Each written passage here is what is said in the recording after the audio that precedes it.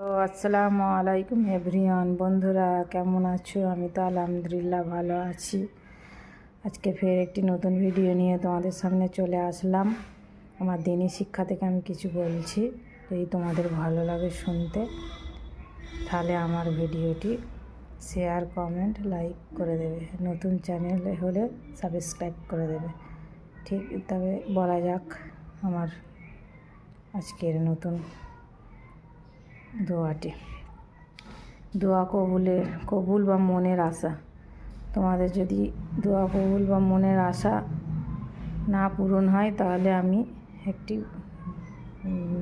বলে দিচ্ছি কিভাবে কবুল হবে। আল্লাহ করার মালিক, তবে আমি বলছি আমি এইভাবে উপকৃত হয়, ওর জন্য বলছি। আল্লাহ যদি চায় তো ইনশাআল্লাহ কবুল হবে।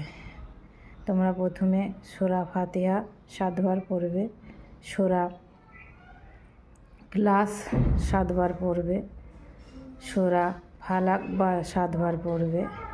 পড়ে নিয়ে আমরা যেটা নামাজে পড়ি দরুদে ইব্রাহিম, ওটা পড়বে। পড়ে তোমার মনে যা আশা আছে আল্লাহ তাআলাকে বলবে, বলে চাইবে ইনশাআল্লাহ আল্লাহ তাআলা তোমার মনের আশা জলদি পূরণ করবে। আল্লাহ যদি চায় ইনশাআল্লাহ। তবে হালালের সাথে, ইয়াকিনের সাথে, তাওয়াক্কুলের সাথে করতে হবে, নাহলে কাজ হবে না। যদি এটা পারো তো ইনশাআল্লাহ হবে। ঠিক আছে, ভিডিওটি এখানেই শেষ করলাম। পরের ভিডিওতে আবার দেখা হবে ইনশাআল্লাহ।